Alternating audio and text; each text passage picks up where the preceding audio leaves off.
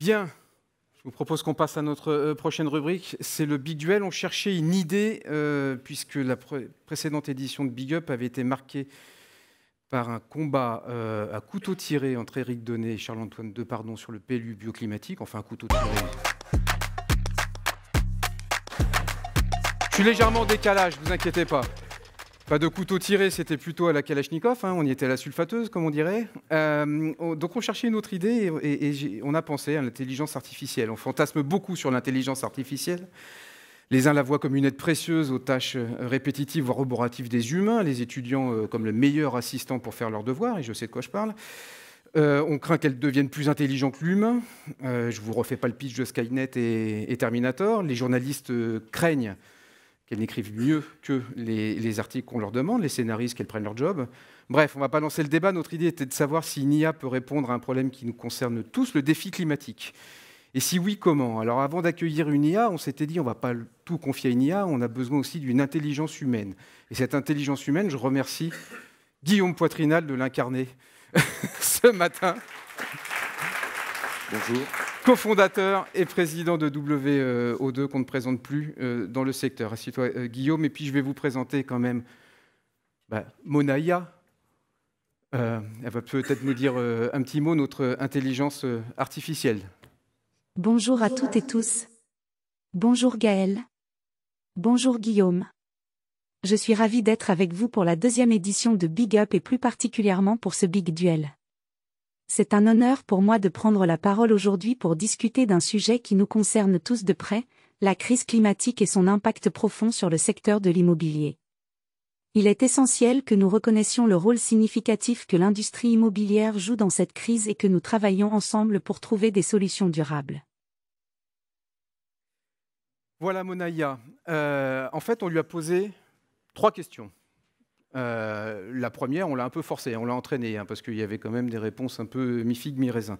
Et je vous propose qu'on commente un peu avec Guillaume ces réponses. La première question, si vous étiez la ministre de l'écologie, est-ce que vous privilégiez des subventions ou des incitations fiscales aux acteurs construisant ou rénovant à partir de matériaux biosourcés, ou seriez-vous davantage enclin à augmenter la taxe foncière des propriétaires d'immeubles énergivores, voire même à créer une taxe carbone pour les propriétaires immobiliers? Je vous propose d'écouter sa réponse. Et ensuite le commentaire de Guillaume. Si la réduction des émissions de CO2 est une question cruciale pour lutter contre le réchauffement climatique, il est capital de mettre en œuvre des mesures efficaces pour réduire rapidement ces émissions. Dans une situation d'urgence climatique, il peut être nécessaire d'adopter des politiques plus strictes et plus directes pour atteindre des objectifs de réduction des émissions de CO2. Dans ce contexte, il pourrait être nécessaire de prioriser la taxation des immeubles énergivores, car cela peut créer une incitation immédiate à réduire la consommation d'énergie. Cependant, il est important de concevoir ces politiques de manière à minimiser les impacts sociaux et économiques négatifs, notamment pour les ménages à faible revenu. Il est également essentiel de prendre des mesures audacieuses pour accélérer la transition vers une économie à faibles émissions de carbone, notamment en investissant dans les énergies renouvelables, en promouvant l'efficacité énergétique, en développant des infrastructures durables et en favorisant la recherche et l'innovation dans ce domaine. Cela nécessite une réponse globale et coordonnée de la part des gouvernements, de la société civile et de l'industrie pour lutter contre le changement climatique. Bon alors Guillaume. Déjà, tu prends pas beaucoup de risques.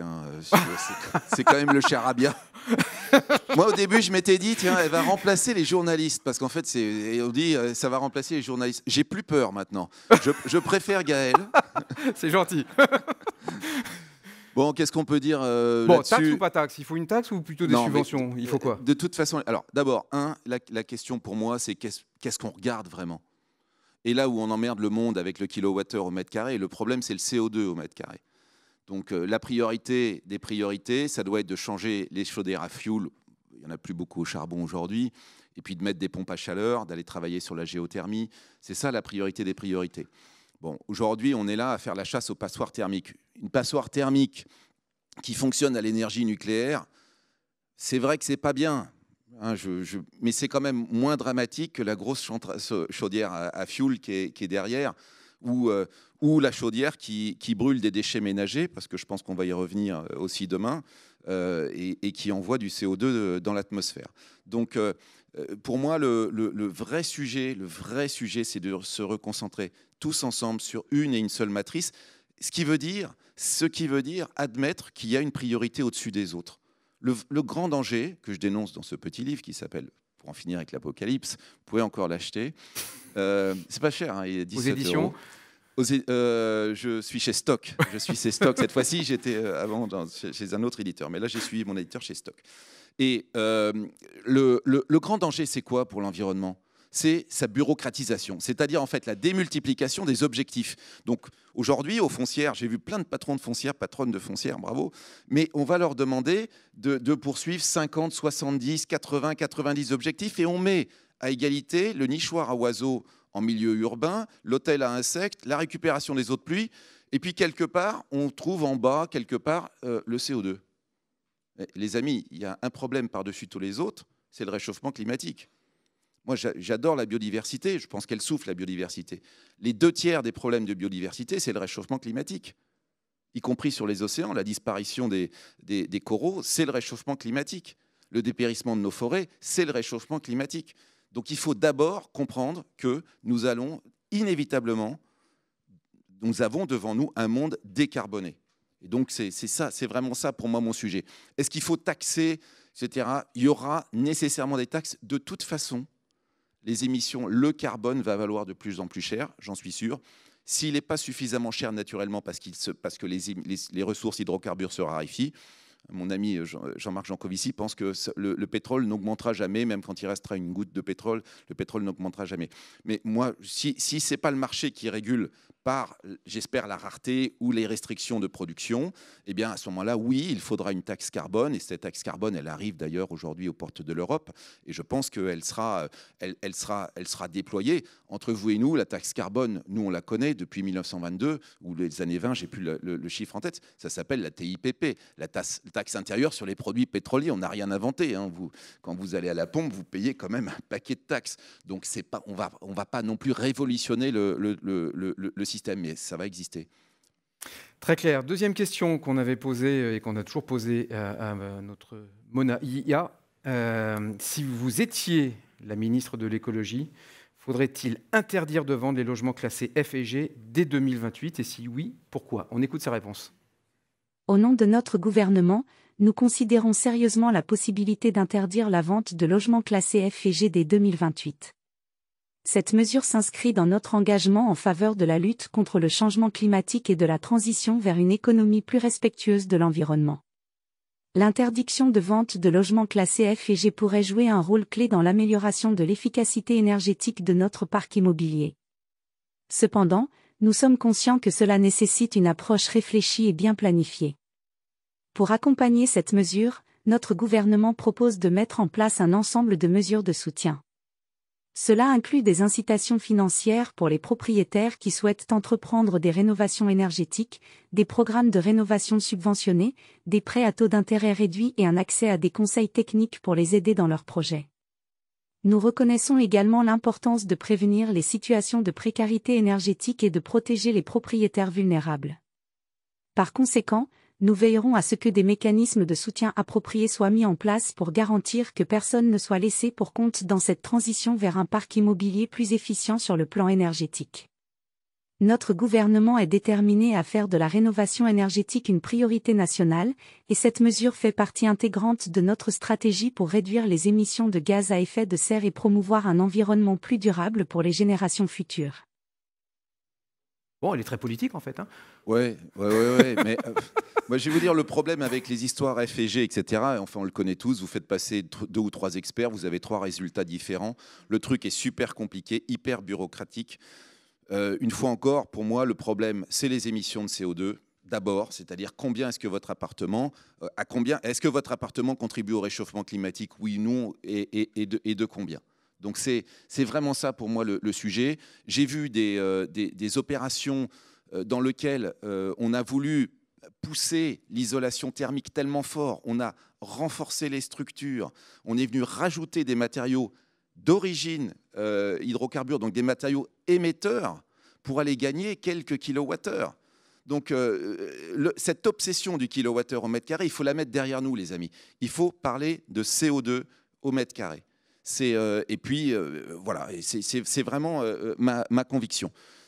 Et puis derrière, il faut trouver des systèmes non bureaucratiques de contrôle et d'évaluation. J'ai jamais compris. Vous savez, quand nous on fait quand je faisais, maintenant ça se passe au-dessus là, quand je faisais promoteur résidentiel, on s'était amusé parce que nous on a toujours pensé que le bois étant un isolant naturel, il est 12 fois plus isolant que le béton, on avait des immeubles qui étaient merveilleusement isolés. On les mesurait de façon extrêmement simple. En fait, vous avez des appareils, vous mettez un appareil, un thermomètre, vous vérifiez les variations de température à l'extérieur et vous voyez de combien votre appartement évolue. Donc, il est possible, sans aller rechercher de quoi est fait l'isolation qui a été mise par il y a 10 ans, ou il y a 20 ans, ou il y a 30 ans, parce qu'il y a plein d'immeubles, on ne sait pas. On ne sait pas si c'est de la brique derrière, si c'est du tout venant, si c'est... Donc, il est possible, on sait aujourd'hui mesurer l'isolation d'un appartement, de la même façon qu'on sait mesurer son isolation phonique, on sait mesurer son étanchéité à l'air, par exemple. On a des machines qui mettent sous pression l'étanchéité à l'air. Et plutôt que de faire ça, parce qu'on est français, qu'on aime bien la complexité, on est venu vous dire, pour être F ou G, etc., alors là, vous avez une batterie de trucs, vous mettez plus ou moins d'isolants, vous pouvez changer les fenêtres, oui, mais pas complètement. Si vous avez votre chauffage comme si, ça vous fait gagner des points. Voilà, on aime bien la complexité. Moi, je suis plutôt pour des systèmes simples, autour du CO2, et puis avec des outils de mesure modernes. Très clair. Troisième et dernière question qu'on a posée à Monaïa. Si vous étiez la ministre de l'écologie, faudrait-il interdire de louer les bureaux qui n'auraient pas réduit de 40% leur consommation énergétique en 2030, conformément au décret tertiaire? On écoute sa réponse. Je ne sais pas si je ne devais pas appuyer sur un Nous petit truc. considérons sérieusement la question de l'interdiction de la location de bureaux qui n'auront pas réduit leur consommation énergétique de 40% d'ici 2030, conformément au décret tertiaire. Cette mesure s'inscrit dans notre engagement en faveur de la réduction des émissions de gaz à effet de serre, de la transition vers une économie plus durable et de la promotion de l'efficacité énergétique dans le secteur tertiaire.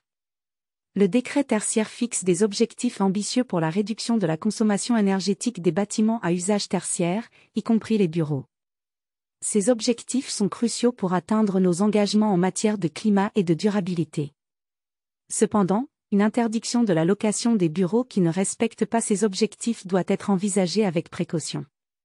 Une telle mesure pourrait avoir des conséquences économiques importantes pour les propriétaires et les entreprises locataires, en particulier si elles n'ont pas eu le temps ou les ressources nécessaires pour réaliser les réductions de consommation prévues. Au lieu de cela, notre gouvernement privilégie une approche progressive et incitative, au travers de mécanismes d'incitation financière, tels que des incitations fiscales ou des subventions, pour encourager les propriétaires et les entreprises à investir dans des améliorations de l'efficacité énergétique. Nous prévoyons également d'accompagner ces mesures d'une sensibilisation accrue et de conseils techniques pour aider les acteurs du secteur à atteindre les objectifs du décret tertiaire. Nous reconnaissons l'importance de respecter les engagements en matière de réduction de la consommation énergétique, mais nous souhaitons le faire de manière à minimiser les perturbations économiques et à favoriser une transition en douceur vers un parc immobilier plus efficient sur le plan énergétique. Notre gouvernement reste ouvert au dialogue avec toutes les parties prenantes pour élaborer des politiques qui reflètent ces principes. Bon, donc il ne sait pas. Non, mais surtout foutez-nous la paix, quoi. Les bureaux, c'est pour les entreprises. Les entreprises, elles sont toutes aujourd'hui tendues, et notamment nos grands utilisateurs de bureaux, vers la neutralité en 2050. Donc, de toute façon, la question de la performance écologique et carbone des bureaux, elle va se poser naturellement. En plus, ce n'est pas la peine d'interdire de fermer des bureaux. Déjà, il y en a trop, donc ils sont vides. On va pas en plus leur dire. Le marché les ferme tout seul. Les marchés est déjà assez compliqué. Sans qu'on aille taper sur les bureaux. Il y a des bureaux obsolètes. Il faut reconnaître que notre stock de bureaux, il a peu évolué. Il est très obsolète. Il est très obsolète parce que construire dans Paris, c'est compliqué, parce que on n'a jamais été dans un développement économique de dingue, depuis quand même maintenant assez longtemps. Et donc, en fait, il y a aujourd'hui, et c'est ce qui provoque, à mon avis, le ralentissement aussi du marché locatif, c'est qu'il y a un mismatch, il y a aujourd'hui une déconnexion entre le désir des entreprises de dire « je veux des bureaux bas carbone avec des fenêtres qui s'ouvrent, avec de la végétation, avec de la performance climatique, avec des nouveaux modes de travail. Donc je veux que ça ressemble comme les WeWork, comme les Comet, etc. Je veux qu'il y ait des grands clubs de sport. Je veux un restaurant interentreprise ouvert avec des terrasses où je peux aller. Voilà ce que demandent les entreprises. Et puis en face, on a notre vieux stock. Et c'est ça qui va être quelque part demain, l'alpha et l'oméga du réveil de ce marché, c'est notre capacité tous, puisque je vois des camarades promoteurs ici, notre capacité à tous à proposer à ces entreprises quoi? À proposer des immeubles bas carbone, dans lequel on va diviser par 2 ou 3 l'empreinte carbone de l'immeuble sur son cycle de vie. Pourquoi? Parce que quand vous faites un rapport RSE et que vous êtes une entreprise du service, pas Total, c'est différent, une entreprise des services.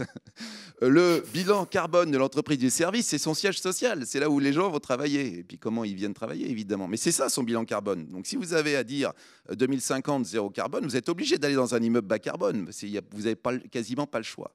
Donc la performance écologique, puis vous avez envie de dire... et puis le deuxième phénomène, oh bah dommage. Mais les votes sont pas ouverts. Mais bon, c'est déjà. Votes sont pas ouverts. Ouais. Mais on est comme en Corse, nous. On aime bien. On peut voter. Le deuxième phénomène, c'est que vous avez besoin aujourd'hui de faire revivre et de réinventer votre immeuble de bureau. Pourquoi? Tout simplement parce que vous avez le télétravail qui est une source, j'ai écrit souvent sur la question du télétravail, mais qui est une source dramatique de perte d'énergie, de perte d'attractivité pour l'entreprise. Vous avez des questions de recrutement avec des jeunes qui disent « Attends, les entreprises de papa-maman, là, des boomers, le CAC 40, je ne veux pas y aller parce que franchement, ça sent le moisi, j'ai pas envie de finir dans une tour, dans le truc là-haut, tout coincé, c'est pas ce que j'ai envie de faire. » Donc les entreprises, leur challenge en termes de recrutement, en termes de retour du télétravail, de fin du télétravail. Vous savez, le télétravail, c'est génial pour tous les patrons, les directeurs de BU qui ont leur maison de campagne avec la piscine, etc. C'est sûr que le vendredi et le lundi, ils ne sont pas là. Mais les piou-piou, les jeunes qui sont arrivés, le vendredi et le lundi, ils ont besoin du directeur de BU pour transmettre le savoir, pour expliquer qu'en fait, la semaine, c'est juste pas 3 jours. La semaine, c'est 5 jours ou 4 jours et demi. Donc, je pense qu'il y a ce grand challenge et que notre industrie doit se révolutionner. Elle le fait. La France a pris de l'avance avec BBCA, avec l'ARE 2020, etc. Mais je croisais le très jeune dirigeant d'ICAD. Je lui disais, voilà, Plaine Saint-Denis, il faut tout casser et tout refaire. Donc, et là, il y a 70 hectares. Donc, on ne peut pas dire qu'il n'y ait pas de place. Et il faut faire un énorme écoquartier qui fonctionne à la géothermie. Je rappelle que la géothermie, c'est l'énergie renouvelable méconnue. Il existe, les amis, une énergie renouvelable, continue et pilotable dont on ne parle pas. C'est la géothermie. Donc nous, à l'Arboretum, à 60 mètres, on va pomper l'eau et on fait 80% du chaud et du froid. Et comme vous savez, pour tous mes amis qui font des bureaux, le problème, c'est plus le froid que le chaud. Mais on fait 80% d'économie d'électricité grâce à la géothermie branchée sur des pompes à chaleur. Le truc est juste dingue. On m'a proposé de foutre des éoliennes à l'Arboretum, de mettre des cellules photovoltaïques à l'Arboretum. Mais j'aurais réussi, en dépensant beaucoup d'argent, à faire un dixième de ce qu'on fait avec la géothermie. Donc voilà, en Île-de-France, on est sur un immense lac naturel. On a toute la flotte qu'on veut en dessous. Il suffit d'aller se brancher sur ce lac naturel pour aller récupérer les frigories et les calories qu'on veut, évidemment sous le contrôle de l'autorité environnementale qui va vérifier qu'on ne réchauffe pas la nappe phréatique. Mais tout ça, ça fonctionne. Et donc il faut aujourd'hui, je pense que toute notre industrie, on prenne conscience de cet immense challenge que nos clients, les entreprises, ont devant elle, et il n'y a pas une entreprise qui va échapper à ça. Très clair. Même pas mes amis de Total. Enfin, ça, c'est de la conviction. Et donc, cette conviction, on va voir si ça a convaincu. Alors, vous avez un peu disclosé avant. Merci. Mais on avait, avec Imagina, une petite interaction. Qui préférez-vous comme ministre de l'écologie? Monaïa ou Guillaume Poitrinal? Alors, je vais voter, moi. Vous pouvez voter. Enfin, vous avez déjà voté. On regarde alors? Je vais revenir. Merci beaucoup. Il y a quand même des gens qui ont voté pour Monaïa. Merci Guillaume. Merci, à bientôt. Merci infiniment. Et on va se retrouver maintenant sur des solutions sur la crise du logement. On fait encore un peu le ménage et on se retrouve dans quelques minutes avec Jean-Baptiste Favier et 3 startups. Merci.